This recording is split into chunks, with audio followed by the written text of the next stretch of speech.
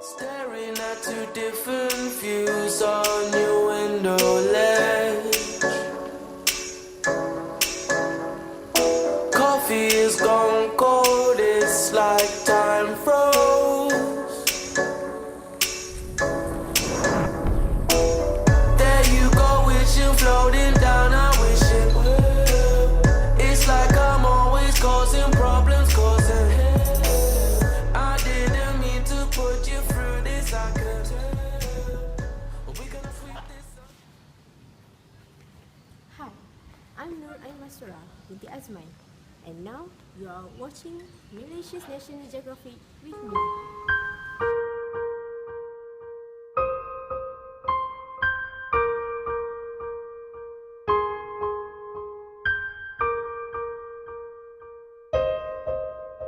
Floodwaters have forced more than 140,000 people from their homes. People leave their homes in a hurry as water flows in from every direction. At least 5 Malaysian states are submerged, and days of rain have turned roads into rivers.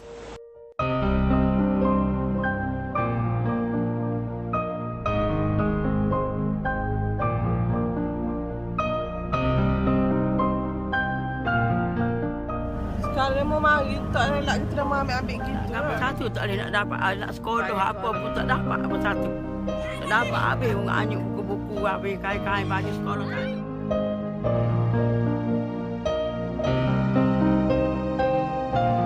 Sejak saya umur 30 lebih tak pernah lagi terjadi macam ini. Minta batu well lah. Tapi masalah banjir hari ni kira yang paling teruk. Daripada 30 tahun dulu pun tak macam ni. Ini yang paling teruk sekali. Makcik, Tak pernah terjadi macam ini. tak pernah jadi, saya percaya. Ini ya. Tahun 2014 ni yang paling besar sekali ni. Rumah anyuk gapo cucu makcik saya dah. Tak tahu tak gapo satu tak boleh nak dapat.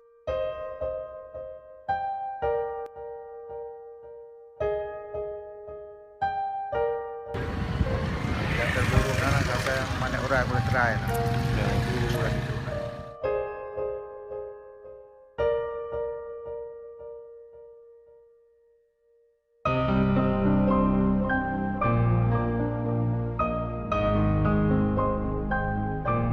Bawa sila sendiri ni ya makcik. Dah lah anak tu tak ada. Tak ada anak yatim. Bawa fikir tak tahu. Tak ada boleh dibayar kir. Ya macam mana? Melipa macam ni.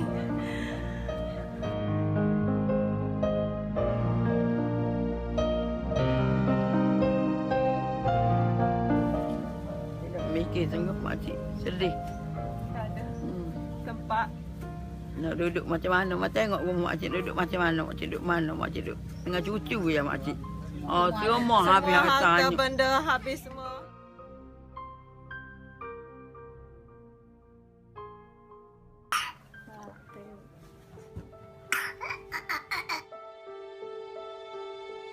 Ada dia orang bagi beras 5 kilo 2 orang. Bersuku. Tapi kena gemik bala lah. Kita gemik bala. Buat paper ada bagi. Tapi dia bagi paling boleh keping satu orang itu macam itulah.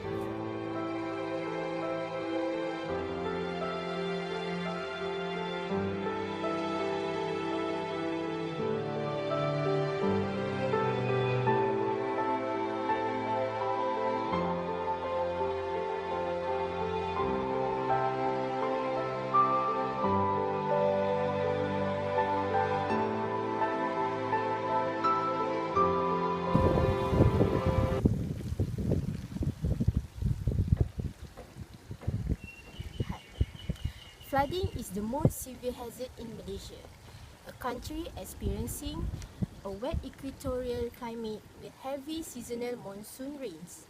It was estimated that the annual flood loss of potential in Malaysia is US 26.3 million. Officially, Malaysian flood management is based on structural and technological measures to control floods. This is, however, has been found to be largely ineffective. One of the initiatives that could be considered to encounter this flood problem is by implementing environmental humanities. The study of environmental humanities can provide more effective answers to not only flood but also environmental issues. Environmental humanities relates to examining environmental or sustainability issues from the perspective of humanities.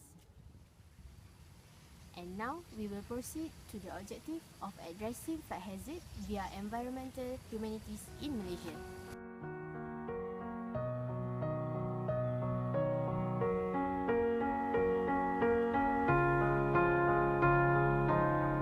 You were the shadow to my light. Did you feel us? Another star, you fade away. Afraid our aim is out of sight. Wanna see us alive. Where are you now? So there is 4 issues in flood hazard, which is deforestation, floodplain encroachment, squatting, and other forms of human land use. The first issue is deforestation. Deforestation is clearing of forest or intentional destruction or removal of trees for agriculture, commercial, housing, or firewood without replanting. Second issue is floodplain encroachment.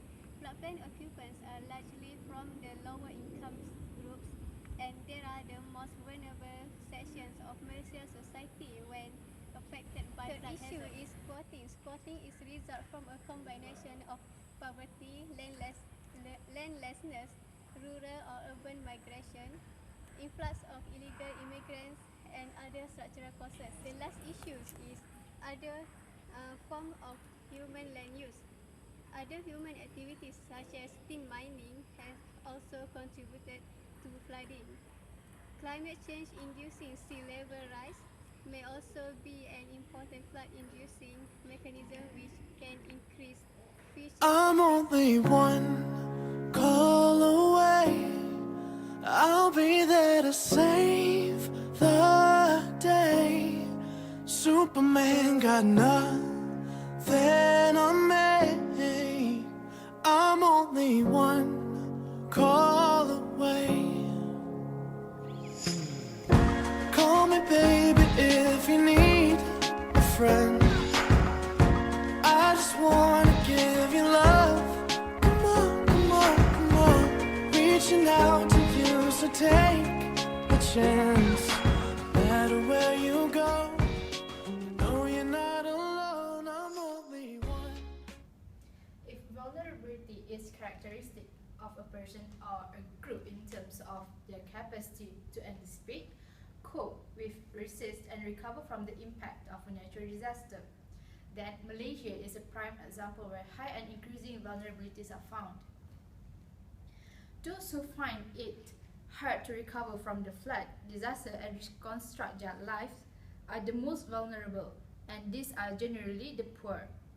And because those who occupy the floodplains are the poor, they are the most vulnerable. Thus, the poverty syndrome is directly related to vulnerability. Increased vulnerability to the flood hazards in Malaysia, therefore, is caused fundamentally by poverty and is persistently reinforced by increased flood risk and exposure. Vulnerability, however, should not be simply equated with poverty. There are other causes such as class, casta, gender, ethnicity, disability, and age or seniority, and vulnerability is produced by a combination of these factors and economy of people.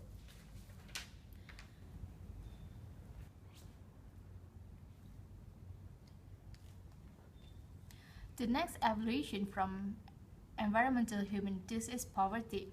Poverty is due to lack of access of resources, is a fundamental cause of hazard vulnerability amongst specific groups in the society, and is a central theme in vulnerability studies.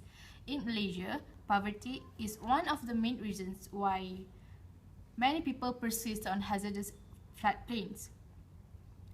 The government of Malaysia reports that the current poverty level rate in the country is significantly high on 17.1%. Most of the poor households are located in the remote traditional language, deteriorating rubber plantations, new villages, and squatter settlements in urban areas. Poverty is a structural problem initially generated by colonial neglect, but presently reinforced by ineffective public policies and overemphasis on economic development of urban areas vis-a-vis rural areas. In the context of the flood hazard, because poor areas roughly coincide with flood-prone areas, the majority of floodplain inhabitants in the country are either poor or living close to the poverty line.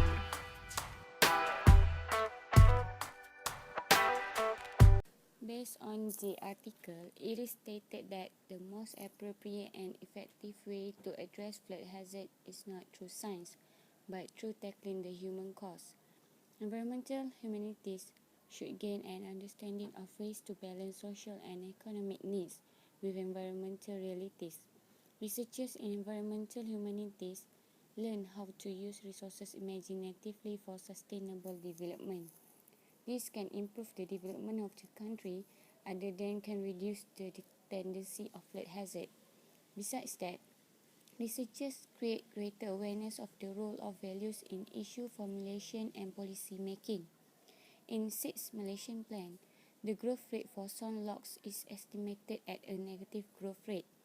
This is in line with its effort in protecting and regenerating its forests as well as in protecting the environment and control floods. Next, flood hazards are often amplified into flood disaster through human mismanagement, such as ineffective public flood reduction schemes or inappropriate response from the people at risk. A better management of flood-related activities should be taken account to address this problem. Increased vulnerability to flood hazard in Malaysia is caused by poverty and is persistently reinforced by increased flood risk and exposure.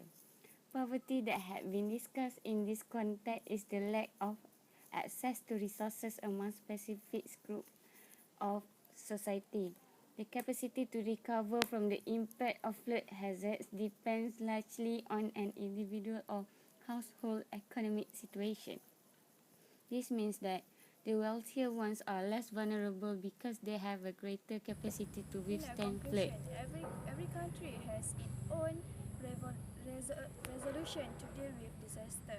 Malaysia also have its methods which can be used in holistic manner for giving information and assistance pre-disaster, during and post-disaster when flooding occur in the flood-prone areas. Malaysia needs to improve pre-disaster delivery system to prevent the negative impact and flood damage in the future because of changing with different pattern. Research based on the research evidence, it indicates that the flood risk, exposure and vulnerability are all increasing in Malaysia. With the rapid economic, industrial and agriculture are expected to grow. There are more people who are expected to live in flood zone as erosion become an inevitable solution to population and land pressures. Greater exposure and vulnerability leads to greater damage potential and adds exacerbation of flood hazard. For those flood victims who could not determine when flooding might occur, there were more extensive consequences arising from a lack of preparation and an inability to save their property. However, they learn from this situation that they need to pay more attention and carefully concentrate on the flood warning delivery system. Besides that, the government must play an important role in providing effectiveness services for flood victims. That's all from us. Thank you.